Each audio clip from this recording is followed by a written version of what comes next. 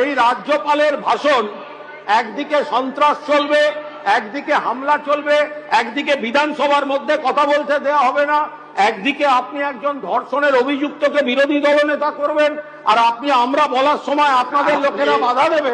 এটা কি করে চলবে? আপনাকে কি করে চলবে? সময় দেওয়া হয়েছে।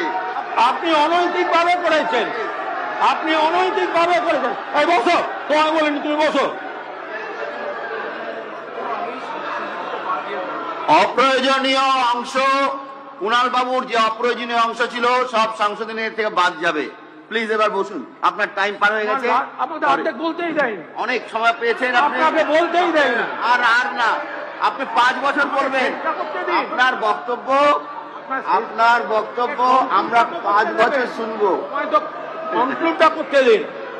এখন এখানে যে এখনো যে 5 বছর শুনবো। উন্নয়নমূলক বক্তব্যগুলো রাজ্যপালের ভাষণে আছে সেগুলোকে পূর্ণ সমর্থন করে এবং আমরা যে সংশোধনী প্রস্তাবগুলো দিয়েছি সেগুলোকে গৃহীত করার অনুরোধ জানিয়ে এবং আপনারা আগামী দিনেও বিধানসভার ভেতরে এবং বাইরে আমাকে সমানভাবে ভয় পেয়ে গুরুত্ব দিয়ে চলুন, এই অনুরোধ করে আমার বক্তব্য শেষ করছি।